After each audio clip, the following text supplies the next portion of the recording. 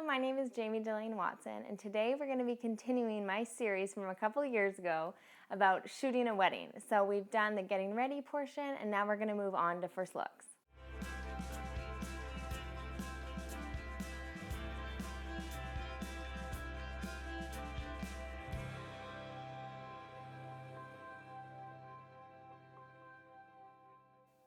So maybe you're new to wedding photography and you don't know what a first look is. Well, let me explain.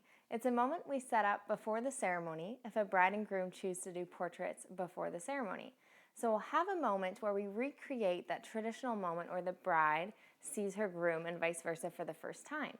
So we set this up before the ceremony for ease of the timeline, and there's also a lot of other advantages to doing a first look that I love to share with my couples. My personal business philosophy on first looks is I try not to push them one way or the other on couples. I think some couples come into the wedding day and the whole planning experience really knowing what they want. They either want that ceremony moment or they're willing to be flexible and maybe hear some advantages of the first look. My personal experience on my wedding day on a first look and my past weddings photographing first looks. So if a couple is open to hearing some of those pros to doing a first look beforehand, then that's awesome. But I definitely don't want to twist my couple's arms into doing this. Even though I think they'll like it in the end, I still want them to have control over their wedding day. So that's just my philosophy. I know some photographers are different, but that's kind of how I handle the conversation. All right, so there's 3 things I'm going to talk to you about when it comes to photographing first looks. The first is location, second is communication, and third is some technical aspects of shooting the first look. So let's start with the location. Within the location, there's 3 things I want to talk about. There's logistics, privacy, and lighting. So let's start with the first one, logistics. So in terms of where to shoot the first look, it depends on a few things. Every wedding day has a slightly different structure. So say this bride and groom's wedding day, the ceremony and reception are at the same venue. That's pretty easy. We're likely going to stay on the property for all the photos then. So we'll be doing the first look right at the venue. Simple. A more complicated example would be if a bride's getting ready in a hotel downtown, her ceremony's at a church 20 minutes away, but then for photos they wanted to go to a nearby park about 20 minutes away as well. We have a few options now. If the groom's getting ready at the same hotel, we can stage a first look right outside the hotel lobby, right on the downtown street, or we can transport separately to the park and do the first look in the park if they're really set on having that as a background. Once again, it's like a back and forth conversation with a couple. Because if it was me planning my wedding, I'd be like, well, I just want to drive with my soon-to-be husband to the portraits. I don't want to deal with 2 limos and 2 separate things. So, first look photos, let's just do that right outside the hotel and a cool street. And then we'll get in one car and we'll go to the park for portraits. So that's a conversation I have with the bride and groom. So once I know literally what location it's going to be, then we're moving on to looking for an exact location at the location. So if it's the park, if it's right outside the hotel, if it's at the golf course or the ballroom, whatever venue your bride and groom are at, now we need to choose exactly which spot we want for the first look. So how I do this is I always arrive early to wedding days. Always, always, always. Usually about a half hour early. And so during that time, I'm getting my stuff organized because I really want to start, if coverage starts at 1 p.m., I'm shooting at 1 p.m. I'm not showing up and introducing myself. I think that's really important to be prompt. So I show up about a half hour early. I kind of get a lay of the land. Even if I've been to the venue before, you never know what things are going to change. Random construction, a massive truck that you don't know where the driver is, you can't move it, things like that. You really want to make sure that you show up prepared. So I do that by being early. So I'll take a little walk around the venue. And so now what I'm looking for is privacy and lighting. So I want to pick a spot where there isn't going to be a lot of walk-by traffic, especially if it's a downtown street, there's only so much privacy you can get. But I want to be as respectful as possible to the couple to make that moment as genuine as possible. So I'm looking for a private location. And then once I've found a private area, now I'm looking for lighting. So if it's an overcast day, great, easy. And thankfully we get a lot of those in Vancouver. It doesn't really matter which direction the sun is because it's just light gray or dark gray skies. And so there's not tons of difference in the different lighting quality. If it's a sunny day, I really want to make sure that I'm looking for nice, open, even shade. Of course, first look images would be beautiful if they were backlit and every now and then I do that. It really depends on the situation. My concern is always like these photos, they're not portraits that you can take again.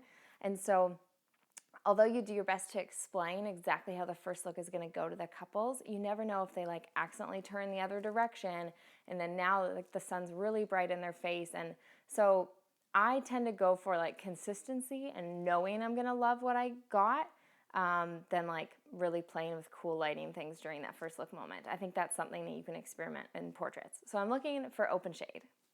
All right, so we've covered location. Now we're going to move on to communication. There's communication, obviously, both before the wedding day and on the wedding day. So before the wedding day, throughout the wedding planning process, we've established they want to do a first look. They've hopefully seen photos of first looks like on my blog and when I met with them and on the engagement session day, that sometimes comes up. So they kind of know like what to expect. And now on the wedding day, there's lots of like, it's kind of a funny tag team thing back and forth. So I'm just gonna kind of talk you through my process and hopefully it makes sense because this is how my brain works. So usually I'll be with the bride the morning of the wedding. Sometimes the second shooter is with the groomsmen. Sometimes my second shooter is just with me because I tend to like it better that way. And so I'll be with the bride. And then if the groom is meeting us, say at the hotel, at the venue, whatever, or if he's getting ready there, as soon as he arrives, I'll go out and meet him. So I'll meet him, introduce myself to like meet him. I've met him before the wedding day, but I'll say hi to him and meet all of the groomsmen. And then I'll let him know the spot that I chose ahead of time because I got to the wedding early for the first look. So I'll show him where the spot is. And then I'll say, you're going to be standing right here. You're going to be facing that direction, depending on which direction I want that I've determined because of lighting. And I said, your bride in about 5 minutes is going to walk from that direction and she's going to walk right behind you and she's going to tap you on your shoulder. Do not turn around until she taps you. I don't care what noises you hear. I don't care if somebody trips.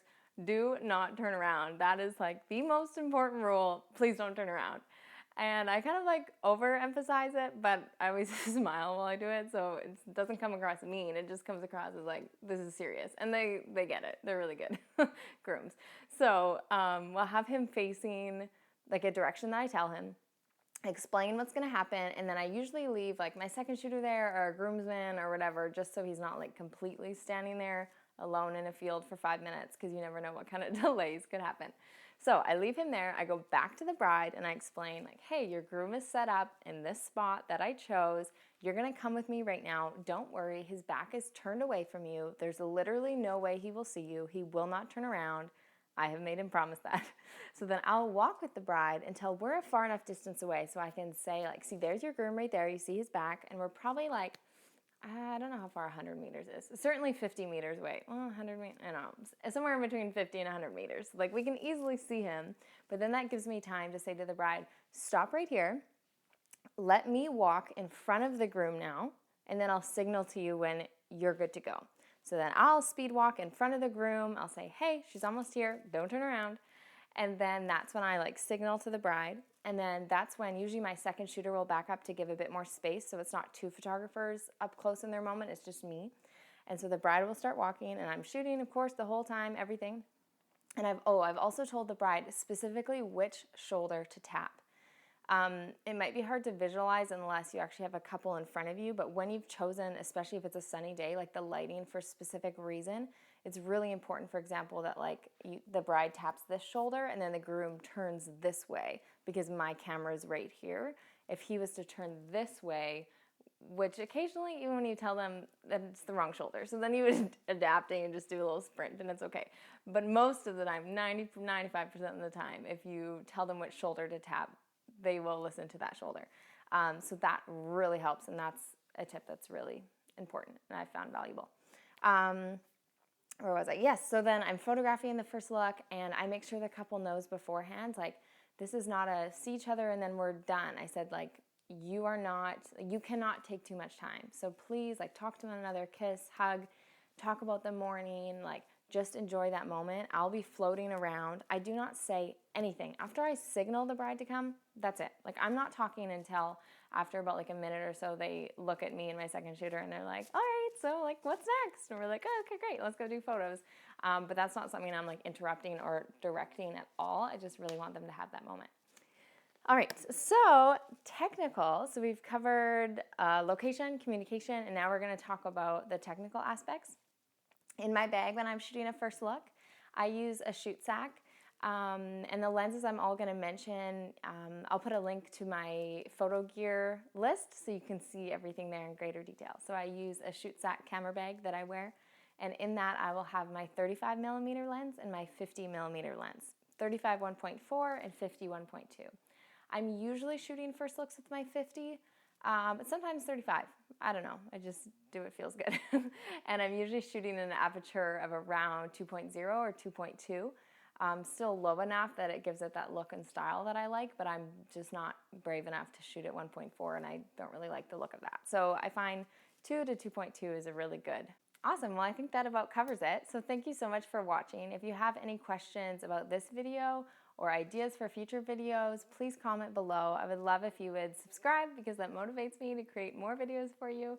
And I look forward to continuing this series in the weeks to come. Thanks for watching.